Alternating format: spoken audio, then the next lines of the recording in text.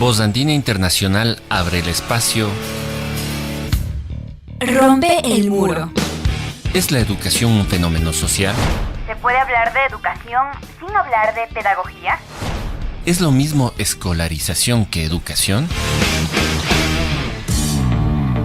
La discusión de estas y muchas más preguntas en Rompe el muro. un programa para docentes, estudiantes y para todos aquellos interesados en la educación. Porque es necesario romper el muro de la educación tradicional. El muro de la educación que reproduce el sistema. Porque los docentes, los estudiantes y las personas Son mucho más que otro ladrillo en el muro.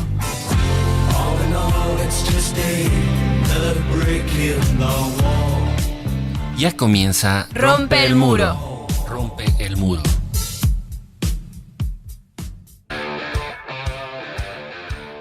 Buenas noches, queridos radioescuchas de Rompe el Muro, el programa educativo de los jueves.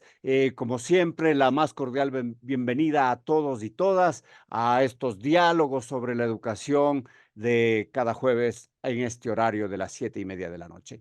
En esta ocasión vamos a conversar sobre la educación y la historia como disciplina, una disciplina sin duda muy importante, una de las disciplinas más antiguas que se atribuye al griego Herodoto como el padre de la historia por sus trabajos primigenios, pero sin duda se puede ir mucho más atrás, hasta los albores del ser humano, los mismos albores del planeta con la historia, si es que no me equivoco. La historia no es como se cree, cosas del pasado, fechas, nombres que memorizar, temas que pueden ser hasta pesados en el aprendizaje. Es mucho más. Son procesos que determinan el presente y hay diversas formas de enfocar a la disciplina histórica, a la historia como disciplina.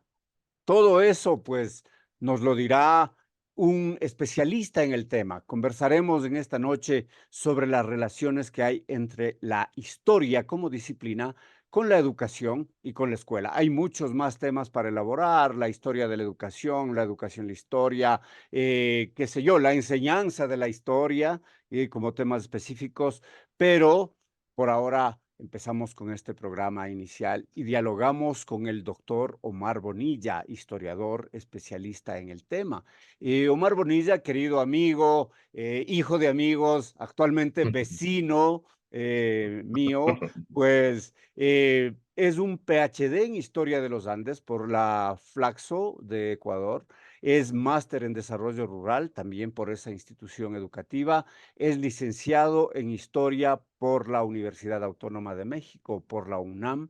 Es docente universitario en la Universidad Central del Ecuador y director de la Escuela de Historia, de la carrera de Historia que recientemente se inauguró. Quizás para empezar, antes de ir hacia el programa en sí, pues primero felicitaciones por la carrera de Historia que se abre en la Gracias. universidad pública. Primera vez tenemos esta carrera. Además, se abre también filosofía, vi Dentro de poco. dentro de poco, carreras que no existían en la universidad pública y que son muy necesarias. Y de entrada, Omar, recientemente hubo un fabuloso seminario de 3 días Ujú. en la central a propósito de este proceso. Cuéntanos un poquito y qué sé yo, saluda a la audiencia y cuéntanos un poco de esto antes de entrar en el tema. Bienvenido, qué gusto que estés con nosotros. Muchísimas gracias, Alexis, querido vecino. Buenas noches a la audiencia. Sí, efectivamente, recientemente abrimos la carrera de historia con un seminario, creo que de muy buen nivel, ¿no? Un simposio presencial y virtual, y que, bueno, es quien no tuvo la oportunidad de seguirlo, ahorita esto ya se encuentra en el YouTube, subidos los videos, así como en el Facebook de la Facultad de Ciencias Sociales y Humanas, y creo que hay varias, pues, en general el seminario es muy bueno y hay varias ponencias que valen mucho la pena escucharlo, ¿no? Entonces, bueno, primero que nada, muchas gracias por estar aquí y bueno, eh, decirles que es un momento muy interesante y es muy bonito la apertura de esta carrera. Creo que puede ser algo muy importante para el campo de la historia y en general para la educación en el Ecuador. Genial, Omar. Mucho Muy importante, como tú dices. Más luego vamos a conversar un poco más sobre la carrera, sobre la importancia, sobre estos temas, pero de entrada para nuestros queridos radioescuchas, son pues docentes, son estudiantes, son Sí. interesados en la educación.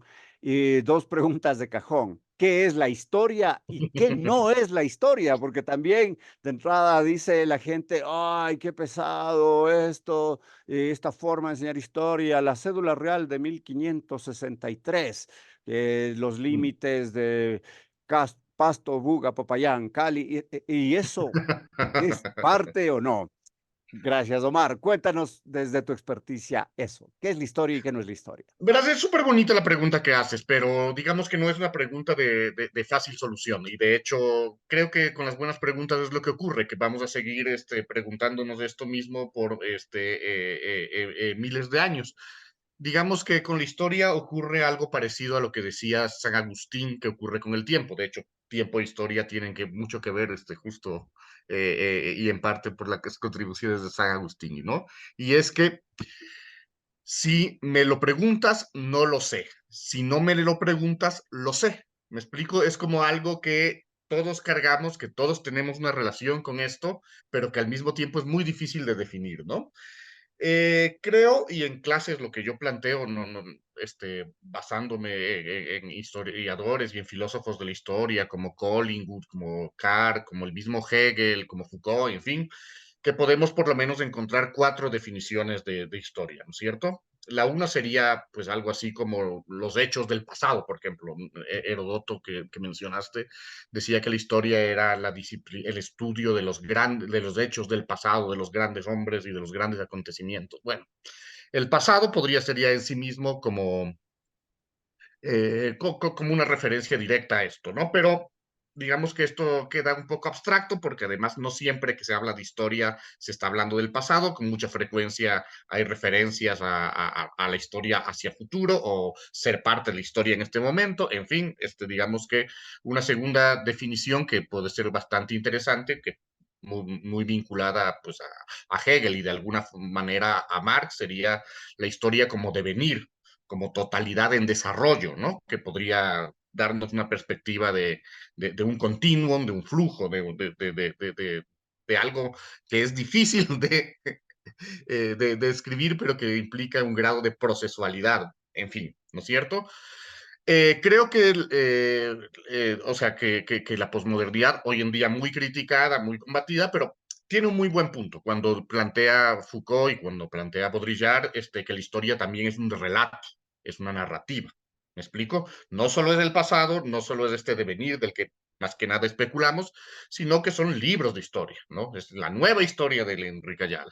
Esas son las historias de Guillermo Busto, son las historias escritas, son las narrativas en las que nosotros mismos nos inscribimos. Y finalmente creo que hay la definición que tiene que ver con la historia como oficio, sea que la pensemos como una ciencia o como una rama de la literatura, la historia también supone un quehacer, una práctica, y creo que en los que justo de cara a la institucionalización de las carreras y pensando desde un punto de vista más académico, esa también es un área que nos concierne mucho, ¿no? La historia como un campo universitario, como además como una práctica de que consiste evidentemente en rescatar y descubrir estos hechos del pasado a través de la investigación rigurosa en fuentes primarias, contrastadas evidentemente con la erudición que se ha recabado sobre estos temas, ¿no? Las fuentes secundarias, los conocimientos propios, en fin, el acervo que cada investigador tiene. Fuentes primarias, en efecto, quizás una explicación, la fuente primaria en un trabajo investigativo, queridos radioescuchas, Sí. es los individuos, las personas, aquella fuente de primera mano. Quizás fuentes secundarias son los libros, son la bibliografía, la teoría, pero el rescate, al menos desde el punto de vista cualitativo, la fuente primaria tiene esa importancia, ¿verdad? Quizás explica un poquito más sobre Sí. esto en la historia. Sí, normalmente la historia concebida de nuevo como disciplina, lo que trata de buscar son los vestigios del pasado. Digamos que en esto se parece un poco a la práctica que tiene el arqueólogo o la persona que busca las ciudades ocultas, los espacios relevantes de lo social, las huellas del pasado, pero también un poco a la práctica del detective, que es encontrar los indicios que nos hablen sobre un momento, sobre un tiempo, ¿no? Y tratar ahí sí, que a partir de estos indicios, que en nuestro caso son principalmente documentos antiguos, conservados o en archivos o en bibliotecas, muchas veces incompletos, construir ahora sí que con estos vestigios un relato o una narrativa, ¿no? Esto nos lleva a esa otra definición que planteé en un momento, en el que estos documentos se someten a una crítica, se mira, bueno, primero si son verdaderos o no, y luego en qué narrativas se inscriben estos mismos, a qué relaciones de poder pertenecen, qué es lo que nos están diciendo sobre el pasado y sobre la forma en la que queda de alguna forma impregnado en este documento. Muchas gracias, Omar. Esta primera aproximación, como ustedes están viendo, están escuchando, queridos radioescuchas, es todo un trabajo apasionante que vincula Mm. archivos, que vincula documentos antiguos, que vincula fuentes primarias, diálogos con los ancianos, a tener relatos, pero va mucho más allá. Yendo allá al sentido disciplinar, la historia estrictamente como disciplina, pues una disciplina tiene un método, tiene Ujú. un particular, tiene un ámbito particular, un objeto. ¿Y cuál es la razón de ser de la historia como disciplina, mi querido Omar? Esto es interesante, ¿no? Porque digamos que como dijiste al principio del programa, el tema con la historia es que es una disciplina muy, muy antigua, ¿no? O sea, nos remontamos cuando menos a Heródoto, por no mencionar que evidentemente hay distintas formas de conservar la memoria de un pueblo o de una persona, que también debería inscribirse como historia, ¿no? En este sentido, digamos que la historia tiene un parentesco más cercano a la filosofía, por ejemplo, que también es una disciplina antiguísima, ¿no? Que a las ciencias sociales más recientes como la antropología o la sociología. No obstante, precisamente por la influencia de estas disciplinas y por la constitución de las universidades, creo que desde el siglo XIX la historia también, eso, también se vuelve una ciencia social o también entra dentro de este campo que se llama de las humanidades, ¿no? Y esto implica que también se constituye con una metodología que es aceptada o no, por lo menos dentro de este ámbito, porque, y esto es muy, muy bonito de la historia, no solo los historiadores hacemos historia. ¿Me explico? Esa es la diferencia entre un cirujano y un historiador. Un cirujano puede hacer historia, y de hecho los hacen, y bastante bien. Un historiador es más improbable que pueda hacer una cirugía, ¿no? Pero sí tenemos cánones y protocolos y hacemos investigaciones guiadas además por elementos importantes de las ciencias, por ejemplo, trabajamos bajo hipótesis, trabajamos con preguntas de investigación, trabajamos con objetivos y tratamos de que además el resultado de nuestra investigación sea riguroso y pueda sobrevivir a distintas pruebas de falseamiento, de crítica y eso, y también a la tendencia a ir perfeccionando los conocimientos que vamos recabando a partir de la crítica o del trabajo acumulado de historiadores anteriores. Entonces, digamos que tiene esta doble característica, ¿no? Muy, muy propia bueno, de las disciplinas antiguas, ¿no? Como la misma filosofía, en cierto sentido, ¿no? Ujú. ¿Qué diferentes aspectos considera la historia? Quizás se puede plantear en la escuela, ¿no? Los ámbitos que nos decían la historia, la prehistoria, la protohistoria. Mm. La escuela primaria, ¿no? Sé Ujú, que hay ujú. ahora una gran discusión sobre eso. Yo te hablo en los años 70, hace mucho tiempo, quizás ha variado eso, pero era esa enseñanza como de periodos, las culturas, en nuestro caso la cultura Valdivia, luego la nación Shiri, los Uruguayes y los Shiris, y eso que muchos dicen que fue un mito, luego los incas, y de ahí empieza la historia, desde el arribo de los españoles a, a nuestra patria, etcétera. Eso puede ser una visión desde aspectos, pero quizás tú tienes una perspectiva como especialista de qué aspectos considera la historia, esos periodos, o hay otra acepción. No, a ver, creo que los periodos sí han ido cambiando, ¿no? Sí se han ido modificando. Creo que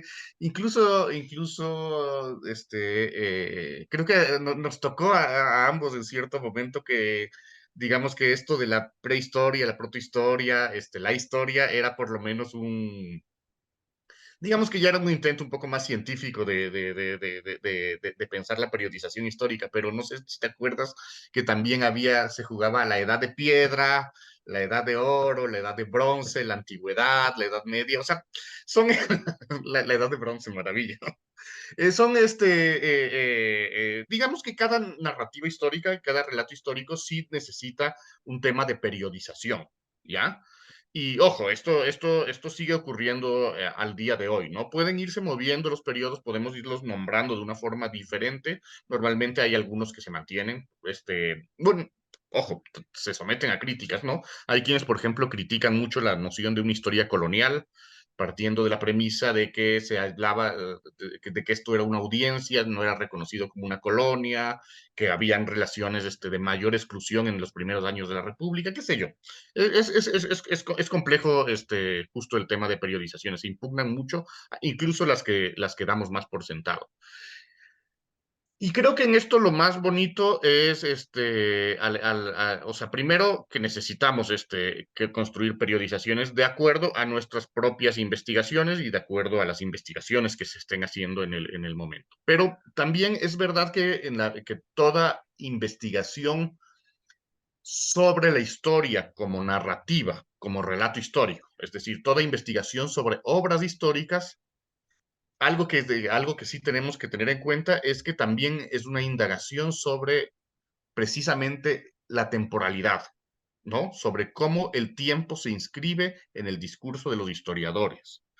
Y por tanto, es una descripción, digamos que la historiografía también es una discusión sobre el tiempo histórico y sobre cómo nos aproximamos y lo vivimos permanentemente. Entonces, eh, más que pensar cuáles son los periodos actuales, que los hay, ¿no? Y que son aceptados por los historiadores, creo que lo bonito de este momento, o las contribuciones importantes, es considerar el tiempo también como una dimensión a estudiar dentro de diferentes narrativas históricas. No sé si me estoy dando a entender.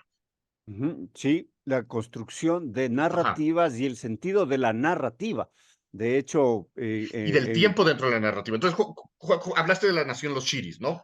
O sea, ¿cuál es la temporalidad del padre Juan de Velasco? Y eso es interesantísimo porque tú observas que en Juan de Velasco, a pesar de inscribirse, por ejemplo, o sea, que habla de un glorioso pasado prehispánico, ojo, eso es muy importante y para, pre-inca también, ¿no? de hecho, prehispánico y sobre todo preincaico. De hecho, es un poco extraño porque reclama la legitimidad inca para la nación Shiri y para esta unión entre los quitus y los caras, ¿no? Entonces tú observas. Y recuerda que Juan Velasco pertenece a la orden jesuita en ese momento que había sido expulsada, desterrada De estos realmente de lo que es territorios. América y de Ujú. todas partes. Entonces, por ejemplo, en él hay una perspectiva de historia, pero que curiosamente contradice con muchos del énfasis que tiene la ilustración, que es más bien una historia como ascenso, como una historia donde se está constituyendo una noción de modernidad, ¿no? De superioridad de lo ilustrado frente a lo no ilustrado. Y tú observas en él, por ejemplo, hay una perspectiva más bien como de decadencia, por lo menos en lo que respecta al reino de Quito, ¿no? Comienza muy bien, digamos que tiene otro buen momento aparentemente cuando llega el cristianismo, pero terminaría muy mal con la expulsión de los jesuitas y con este giro que la corona a partir de la influencia de las ideas ilustradas. Y así podemos dar varios ejemplos y observar más o menos cómo distintas narraciones van a organizar el tiempo histórico, ¿no? Entonces eso yo creo que es una oportunidad muy bonita que se está, que se gesta en la historiografía y en las discusiones contemporáneas. muy bonita y con una amplitud y diversidad del universo y del tiempo. O sea, eso tienes campos, pero infinitos o casi infinitos. Estamos dialogando con Omar Bonilla, con el doctor Omar Bonilla, sobre la educación y la historia como disciplina. Vamos a una primera pausa musical y luego volvemos para ir desentrañando más allá estos temas interesantísimos de historia y educación. Volvemos en un momento, no se vayan.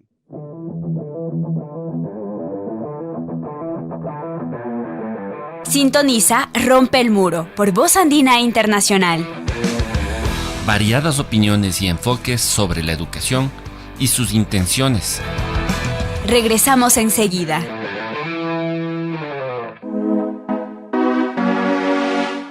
Juntos en cualquier momento. Juntos en cualquier momento. Descarga los aplicativos gratuitos en Apple Store y Google Store. Pasa el día con Voz Andina Internacional en tu teléfono. En contacto siempre. Regresamos a Rompe el Muro, el diálogo de la historia y la educación, la disciplina como historia y la educación, en esta noche conversando con un especialista en el tema, el historiador, el doctor Omar Bonilla Martínez. Querido Omar, estábamos en este diálogo sobre la narrativa, sobre los tiempos, recuerdo en mi infancia, conversando contigo, un libro amarillo de mi abuelo que se llamaba Historia Universal de Astolfi, un libro grueso con ilustraciones en blanco y negro, el imperio persa, el imperio babilonio, el Ajá. imperio griego, ¿no? Y esto, pues, sin duda, eran instrumentos para educarte, en tercer curso nos daban Historia Universal. ¿Y cuál es la relación de la historia con la educación? Diversas aristas, ¿cuáles tú las ves como fundamentales? No, yo creo que, a ver, además de la historia ser una disciplina en sí mismo, es inevitable dentro de otras, diría que dentro de todas las ciencias, finalmente por esta forma o esta función acumulativa que tiene la ciencia. Entonces, evidentemente, dentro de la historia de la medicina, perdón, dentro de la medicina pesa mucho la historia de la medicina, ¿no? Dentro de la historia de la geología también pesa mucho la historia de los geólogos y la historia de este saber. Entonces, yo creo que es algo que inevitablemente está atravesando todas las disciplinas, ¿no? Va a estar presente. Creo que en ese sentido, digamos que es hasta cierto punto omnipresente. Y creo que también cumple una función, importante en la educación, primaria y secundaria, ¿no? Porque finalmente sí es un medio y es una forma de aprender y de enseñar, ¿no? Que se basa precisamente en las diferentes experiencias, que se basa en la necesidad de aprender de los hechos del pasado, sobre todo los que no son relativamente útiles para lo que estemos haciendo, y que se trata también de la importancia de crear en el individuo una perspectiva analítica y una capacidad pues de investigación y de indagación sobre el pasado. Entonces, creo que sí, que la historia está presente, digamos que evidentemente en las ciencias sociales, pero creo que está presente en todas las ciencias prácticamente. Está presente en todas las ciencias y de hecho es una disciplina que, que se la recibe, ¿no? En economía tienes historia del pensamiento económico. En medicina tienes historia, qué sé yo, de la medicina o de la cirugía, no, no sé, pero me imagino. Y es por esa necesidad. Siempre ha habido esta enseñanza de la historia. ¿Y por qué? ¿Por qué nos dan? Quizás por la información general que un médico debe tener, un economista debe tener de la historia, de las corrientes económicas, o va más allá que esa simple información. No, yo creo que va en dos sentidos. Va porque efectivamente es parte del conocer la propia disciplina y su formación y su razón de ser, ¿no? Pero también creo que tiene que ver con una relación que los individuos tenemos hacia nuestras propias experiencias y dentro de esto supone también compartir las experiencias que va a tener un campo, ¿no? Entonces, sí, yo creo que tiene, que va, así, en esos dos sentidos, que tiene que ver con la propia método científico, si quieres, de alguna forma, y que tiene que ver también con con la manera de destacar el acumulado a partir de las diferentes figuras, los diferentes momentos, los diferentes problemas que se van presentando en las respectivas disciplinas. Las disciplinas, y tú mencionas un detalle ahora mismo, mencionas el método científico, el método. Bueno, hay un método histórico, y eso es quizás algo medio críptico, bueno, al menos para mí, que no, de que no soy especialista en ello. Pero tienes un método cualitativo, un método cuantitativo, pero hay un método histórico. ¿Cómo es esto del método histórico en el trabajo del historiador, ¿no? Del investigador de la historia? Sí, a ver, esto es bonito, ¿no? Porque creo que el método realmente es relativamente fácil de explicar y de emplear, que es básicamente el trabajo de investigación en archivo, ¿no? Vamos al archivo, buscamos las fuentes, tratamos de comprender si son veraces o no, encontramos los elementos y las contrarrestamos a partir de digamos que otras investigaciones, libros y demás que se hayan escrito sobre el tema, ¿no? Pero, en quien lo explicaba de una forma muy bonita es Ferdinand Braudel, ¿no? La historia es también una ciencia imperialista en su quehacer. Entonces, lo que hacemos mucho los historiadores es tomar los métodos de las otras disciplinas e incorporarlos para nosotros. Por ejemplo, hablamos de que tenemos que interpretar los hechos en su contexto. Bueno, los filósofos han trabajado esto maravillosamente desde la hermenéutica, ¿no es cierto? Hablaste de los métodos cuantitativos y de los métodos cualitativos. Los cuantitativos a veces más vinculados a la sociología, como la estadística, pues también los podemos traer para nosotros.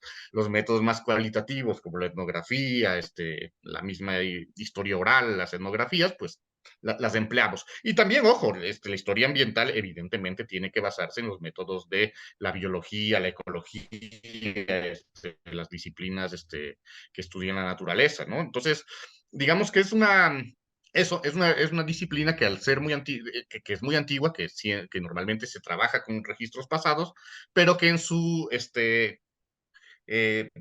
volverse contemporánea ha ido incorporando métodos de otras disciplinas y ciencias, y que además creo que incorporándolas muchas veces ya se vuelven parte propia del campo. ¿Me explico? Que puedo hacer etnohistoria desde la historia, ojalá que recurra a técnicas y métodos de la antropología, pero creo que ya después de 50 años de etnohistoria ya tenemos nuestras propias metodologías y nuestras propias técnicas de recopilación de información. De hecho, es interesante lo que tú planteas de la vinculación con métodos de lo ambiental, quizás las cartografías desde la De geografía, fotografía, claro. ¿no es cierto? Quizás me imagino si es que investigas temas vinculados a ciencia dura, historias de ciencia dura, tienes que referirte a métodos específicos de las disciplinas, ¿no es cierto? De la química, de la física, o tocarlos desde cierta perspectiva, ¿no? Da un sentido Claro, integral, da un claro, sentidos muy integrales al posiblemente. historiador, ¿no? Sí, Historiador. sí, por no hablar de la literatura, por ejemplo, también se toman de técnicas de la teoría literaria, la geografía, dijiste hace un momento, claro, Braudel, de hecho, era eso, hacía historia del espacio, de sus transformaciones, de sus cambios, de la economía, ¿no? Y evidentemente de las ciencias naturales también, necesariamente, claro. Interesantísimo, queridos radioescuchas del campo, entonces, del campo de la historia, por cierto, si es que están interesados, ustedes ven que pueden tocar desde distintas perspectivas, lo dijo incluso, es usted un cirujano, un médico, quiere hacer historia y lo hace muy bien, nos decía Omar. Y Muchas son veces todos sí. estos aspectos. Antes, quizás como vinculándonos en esto, no sé, te nació la pasión, fue que la fuiste adquiriendo desde la ciencia social. ¿Cómo es que se va construyendo un historiador? Ujú. Creo que, o sea, sí, tuve por mi propia historia personal, tuve mucho contacto con libros de historia, con temas históricos. Ese libro que mencionaste hace poco, por ejemplo, Bueno, un que era de historia clásico, de... una historia Ajá, universal de Astolfi. ajá, ajá, ajá. O sea, materiales de divulgación. Me acuerdo que cuando era adolescente apareció un juego que se llamaba, un videojuego que se llamaba Age of Empires, ¿no? Age Que of también, Empires, así es, claro, sí. claro, claro, claro. Entonces, digamos que ahí sí que hubo distintas fuentes, que nutrieron este interés, ¿no? Y bueno, pues cuando empecé con la carrera sí que me gustó mucho, ¿no? Era un poquito diferente de lo que pensaba, ¿no? Creo que la idea de cuando estás pasando del colegio a la licenciatura es que vas a seguir recibiendo sobre todo conocimiento histórico, ¿no? Conocimiento sobre las civilizaciones, perfeccionando lo que aprendí de estos libros de divulgación, y creo que el cambio es que no es eso o no es exclusivamente eso, sino que también es cómo aprendes a construir tus propias investigaciones, tus propios relatos históricos, tus propias elucubraciones sobre lo que han hecho otros, ¿no? Eh, y bueno, sí, en eso creo que tuve mucha suerte de estar en México, donde es un pueblo que también está muy, a veces hasta excesivamente obsesionado con su propia historia, ¿no? Entonces ahí tuve un acercamiento académico interesante, claro. Con la UNAM, que tiene una tradición, creo que una Sí. de si no es la más importante universidad latinoamericana en ciencias sociales, ¿no? O una de las más importantes, eh, la UNAM, ¿no? Sí, Eh, además en ese momento estaba en muy buen momento, ¿no? Por ejemplo, teníamos de profesora, no en historia, pero en filosofía, a Bolívar Echeverría, a un Leopoldo Sea, seguía dando clases en estudios latinoamericanos, y el maestro Alfredo López Austin en historia mesoamericana era un genio, era maravilloso. Entonces, como que por lo menos sí tuve un acercamiento a profesores de muy buena calidad, pero además creo que a un ambiente que es muy interesante y que creo que es algo que tenemos que construir mucho más en Ecuador, que es una sociedad que le presta atención a la historia y a la palabra de los historiadores, ¿no? Entonces yo creo que eso es algo que por lo menos debería ser uno de los objetivos que guíen la conformación de la carrera que estamos creando y en general de los historiadores, como que ganarnos un poco más de lugar dentro del imaginario social y dentro de las cosas que se valoran en el Ecuador. Fantástico, recuerdo, no sé, Flores Cano, ahora un libro que Ujú. tenía mitos mexicanos, una visión fantástica de el charro, del poeta, del Catrín, de esos personajes, ¿no? Que construye. Y Maravilla, por Flores. cierto, queridos radioescuchas, mencionó Omar Bonilla a Bolívar Echeverría, su docente en su tiempo, y ha fallecido. Él es ecuatoriano. Él fue ecuatoriano, él es quizás el filósofo ecuatoriano más grande que ha dado esta patria, reconocido en México, en Alemania, y en donde desarrolló su carrera. Pero, por cierto, pues, si no lo sabían, pues les cuento aquello, o sea, un filósofo de talla, pues, mundial entre los filósofos, Bolívar Echeverría, y recomendada su lectura. Mi Y querido, para los historiadores, creo ajá. que sus investigaciones, aunque siempre inscritas en el ámbito de la filosofía, por ejemplo, sus investigaciones sobre el barroco, ¿no? O sobre el sentido histórico del siglo XX o el uso de las imágenes, creo que también ha contribuido muchísimo a nuestro medio. De hecho, me consta que ha contribuido, y hay varios historiadores ecuatorianos que lo han retomado, que lo han discutido, que han trabajado a partir de su obra. Sin duda, el barroco para todos, la estructura económica, pues, yo soy economista y también desde las visiones del barroco en la construcción económica, la construcción de esta sociedad, el barroquismo es importantísimo, cómo lo detalla y lo trabaja profusamente Bolívar Echeverría. Vamos a un segundo corte, a una segunda pausa musical Y luego conversaremos con Omar Bonilla sobre este proceso que nace, este proceso promisorio, sin duda, al cual desde ya auguro el mayor de los éxitos, que es la carrera de historia en la Universidad Central. No se vayan, queridos radioescuchas, volvemos en un momento en este diálogo con el doctor Omar Bonilla Martínez. Usted escucha Rompe el Muro. Los temas de la educación, La instrucción, la pedagogía, la didáctica. Ya regresamos. Juntos, en cualquier momento. Ingresa a nuestro portal www.vozandina.uasb.edu.es. En contacto siempre.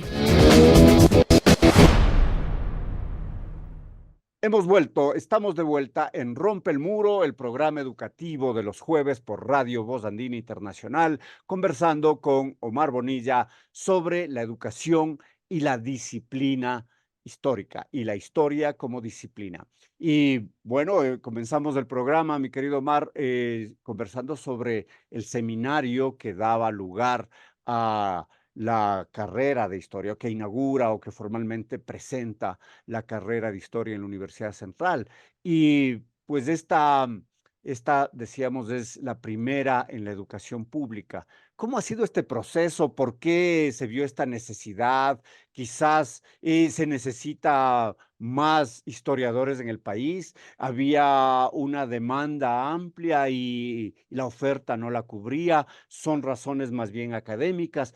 ¿Qué diversos aspectos hicieron que se mire y se impulse la carrera de historia en la Universidad Central? No, yo creo que, a ver, sí, más bien para mí lo sorprendente va en otro sentido, ¿no? ¿Cómo es posible que no existiese una carrera de historia previamente en la universidad más importante del Ecuador? ¿Cómo es posible que en Ecuador solo exista una carrera de historia? Es algo que realmente les es muy difícil, por ejemplo, en el simposio y en general, comprender a historiadores de otros países, ¿no? Y considerando además que tienes, tienes por lo menos, tienes 2 programas de doctorado en Ecuador, ¿no? 2 programas de doctorado y solo una licenciatura, ¿no? Es realmente muy llamativo.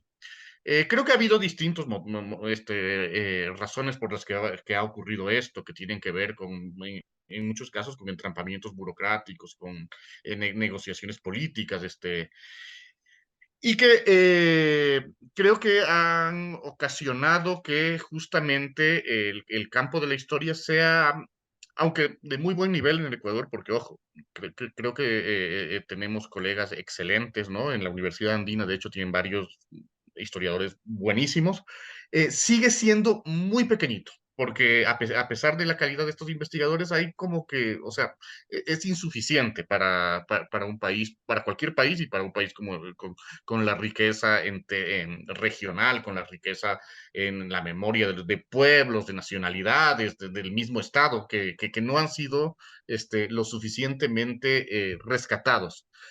Y en esto fue para nosotros súper alentador, porque sabíamos que íbamos a tener, que podíamos tener dificultades justamente en una disciplina como la historia, que no se conoce muy bien qué se hace y demás, que no íbamos a tener alumnos. Tenemos 47 alumnos inscritos. Eh, Algunos llegan como segunda y tercera opción, pero por lo menos de estos 47, 10 o 12 eran la primera opción, que cuando vieron que había, eligieron qué disciplina tomar y vieron que estaba la palabrita historia, fueron hacia allá. Y ojo, que es muy posible, como te decía, que no tengan una perspectiva muy clara de qué se refiere historia, pero de entrada, pues saben que algo tiene que ver con las cosas que han pasado, algo tiene que ver con los conocimientos sobre sus ancestros o sobre otras realidades, y que están optando por este tema, ¿no? Entonces, a mí me parece que esto puede ser muy bueno y muy positivo en general para toda la academia ecuatoriana y sobre todo dentro del campo de la historia. Me parece que, o sea, estamos muy contentos por esta situación.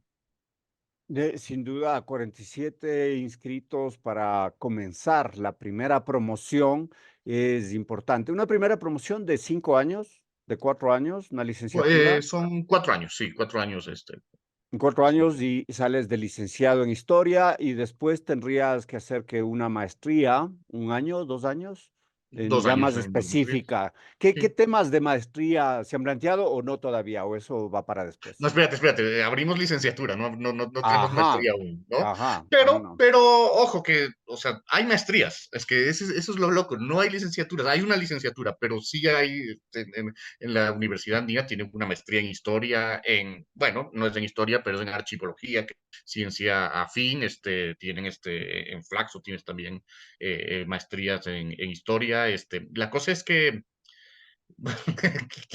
a esas maestrías normalmente se tienen que llenar con alumnos que vienen de literatura o que vienen de sociología o que vienen de antropología o que descubrieron una vocación tardía. Más bien, ahora lo bonito es que podemos encontrar y descubrir las vocaciones tempranas y orientarlas desde un principio. Creo que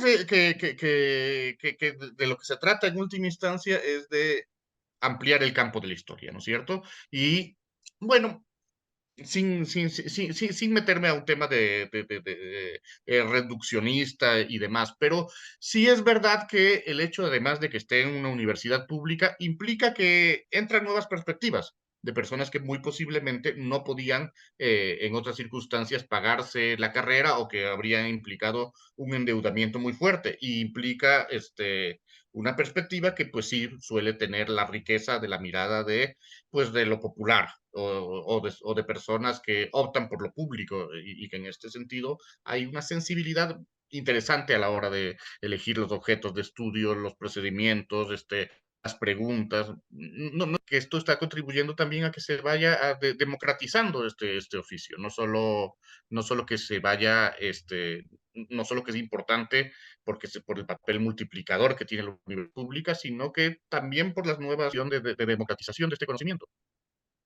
Importantes cosas que has dicho y que rescato, queridos oyentes. Uno, ¿por qué no hubo una carrera de historia en la universidad pública? Dos, la visión de la historia desde la gente, desde, digamos, desde el pueblo. Porque si no te puedes pagar en la universidad pública una carrera, pues ya te vetaste a hacerlo. Y son las, quizás, comillas, las élites las que pudieron acceder en un pregrado a la investigación histórica y a las carreras pagadas, ¿no? Em, desde estas perspectivas, pues hay otras, me decías, hay un solo pregrado que es, creo que es el de la Universidad Católica, ¿no es cierto? O me imagino habrán otros pregrados en la Universidad San Francisco, y públicamente solo es este el que se va a abrir. ¿Es así? No, de 5 pregrados es de la Universidad Católica, que además, ojo, es un pregrado excelente, ¿no? Con esto no me atrevería, además sería faltar a la verdad decir que no tiene una excelente calidad. El resto que tenemos, por ejemplo, en Cuenca es una materia de enseñanza de la geografía y de la historia, donde también, ojo, también es muy bueno y también forma muy buenos historiadores, me consta, pero tienen que historiadores medio geógrafos y medio educadores. En Ambato sucede algo parecido y en la San Francisco me parece que es solo la Escuela de Artes Liberales, no recuerdo que haya.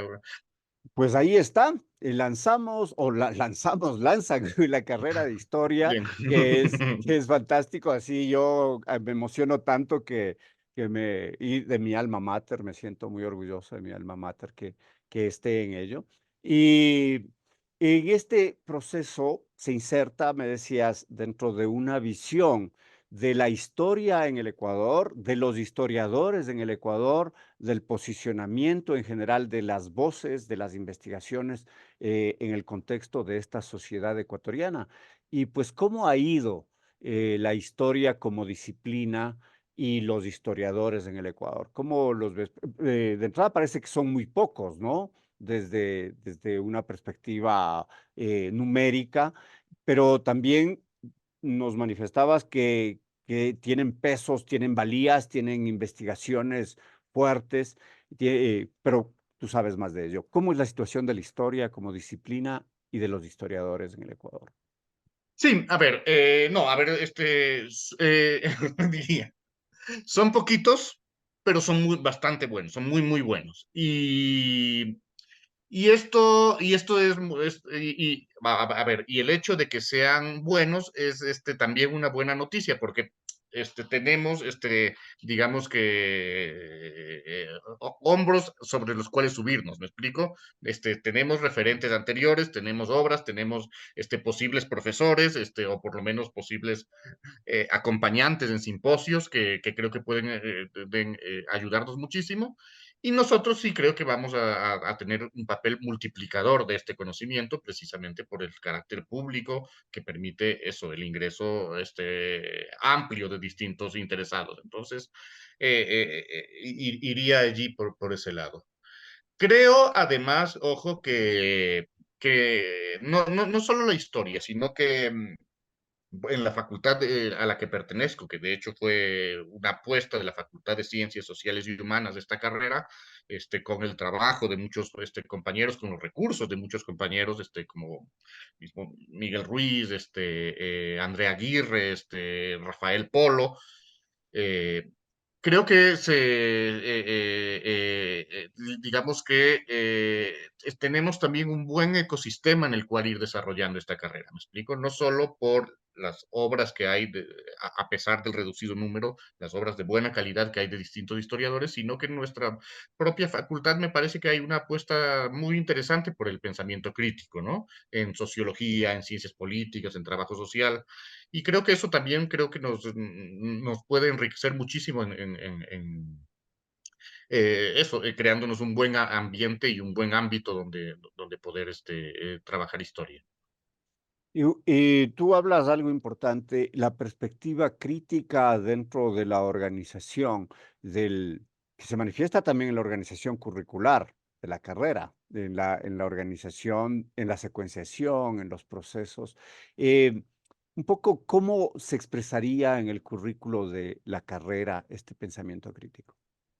Sí, yo creo que va en dos sentidos, ¿no es cierto? Creo que se optó por tratar de encontrar las corrientes que estuviesen, los compañeros que trabajaron esto, trataron de buscar sobre todo corrientes que de alguna forma sean vanguardistas o que estén estudiadas en universidades importantes contemporáneas, como por ejemplo la historia intelectual, la historia de la ciencia, la historia con perspectiva de género, ¿no es cierto? La historia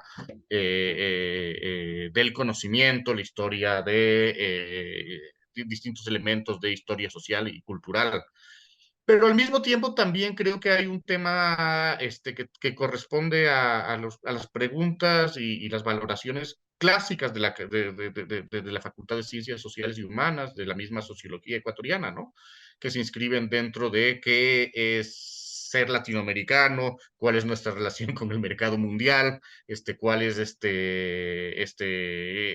cómo nos pensamos en medio de relaciones de desigualdad social, y que creo que estos dos elementos están allí presentes, ¿no? Digamos que esta tradición de estudios latinoamericanos, de discurso crítico, ¿no? Con nuevas corrientes que han ido surgiendo y que están orientando el campo a nivel local e internacional.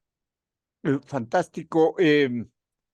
Un tema quizás, la importancia, decías, de escuelas actuales que se ven en otras universidades y la importancia de que una carrera se nutra de diversas perspectivas también, ¿no? ¿Hay académicos de otras realidades que se han vinculado a la facultad? Tú eres de la experiencia mexicana, una experiencia mexicana muy rica, quizás y también vinculada con los procesos propios de aquí, de historia andina, pero ¿hay de otras realidades docentes o que estén Bueno, vinculados? verás, estamos recién dando clases de nivelación, entonces aún no nos Ah, hemos terminado de constituir propiamente como con nuestra propia planta docente. Ahora, sí, o sea, hemos recibido la contribución, evidentemente, por ejemplo, docentes de sociología que sí han sido enriquecidos por diferentes universidades en las que han ido trabajando. Hay muchos historiadores, de hecho, en nuestra facultad, ¿no? Creo que es la segunda disciplina más presente, ¿no? Y claro, la idea sí sería poder recibir todos los aportes de distintas fuentes. Creo que el seminario fue una muestra de que esto además sí es posible, ¿no? Que sí pudimos tener las contribuciones de Kim Clark, ¿no? Que ha Peter trabajado. Burke, ¿no? Bueno, ahí tuvimos un problema con la conectividad de la Universidad Central, desgraciadamente, pero creo que hay una muy buena apertura de parte, de todo caso, del doctor Peter Burke para seguir contribuyendo, ¿no? Jorge Cañizares, que viene de Austin y que trabaja todo esto de la historia atlántica, Neil Zafir, que viene de Brown y que ha trabajado temas de historia ambiental, de historia de la ciencia. Entonces, sí, sí, yo creo que vamos a poder, o sea, creo que hay bastante entusiasmo.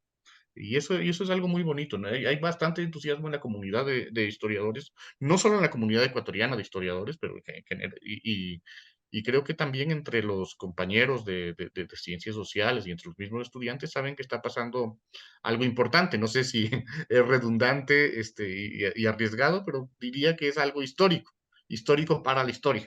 Es histórico para la Universidad Ecuatoriana, sin duda, es histórico para el país y para generar estos procesos formativos importantes desde el pregrado historiador, porque dices, tendrá su particularidad, sus riquezas también, de que, qué sé yo, eres de formación economista, sociólogo y haces una maestría en historia y después te canalizas hacia la historia, pero el proceso formativo del pregrado es muy importante.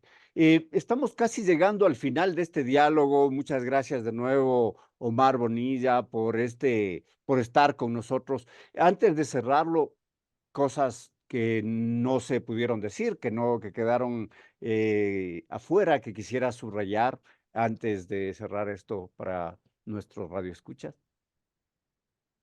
Bueno, yo sé que este es un público más universitario y de estudiantes de posgrado, pero que en este momento es cuando están abriéndose, está abierta la convocatoria de CENACYT para lo que sería ahora sí nuestra segunda corte de estudiantes. Entonces, si conocen a alguien que esté interesado, pues háganle saber que estamos abiertos, que está funcionando, que tenemos además expectativas de que funcione bien, ojalá que muy, muy bien, que inviten a participar y a ser parte de esta carrera a sus hijos, sobrinos y a las personas jóvenes que conozcan.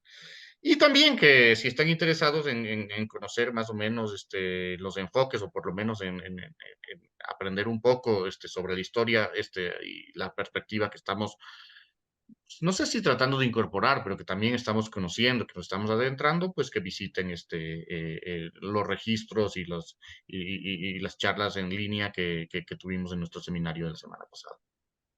Sin duda, muchas gracias. De hecho, bueno, hay estudiantes de pregrado, los estudiantes de posgrado que tenemos son docentes de colegios y pues ellos también Por ejemplo. podrían comunicar. De hecho, les invito, queridos escuchas, a comunicar a sus alumnos sobre esto. Un proceso importante para entrar de lleno al conocimiento de la historia. Muchas gracias, Omar, de nuevo por estar con nosotros. Un diálogo interesante. Podríamos seguir conversando en algo que a mí me parece, me da mucha curiosidad, ¿no? De seguir profundizando. Queridos amigos y amigas que nos escuchan, gracias a ustedes por su atención. Gracias a Tito Chela, que está en los controles y en la edición del programa, atento siempre para que salga el mismo. Salud y alegría para todos ustedes. Les espero el otro jueves, el siguiente jueves, en otro diálogo de la educación, en Rompe el Muro, el programa educativo de Radio Voz Andina Internacional. Soy Alexis Oviedo. Buenas noches.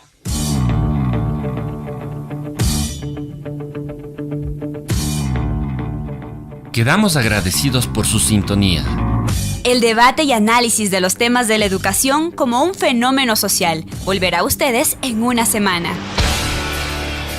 Rompe el muro. Rompe el muro. Con la producción técnica de Voz Andina Internacional.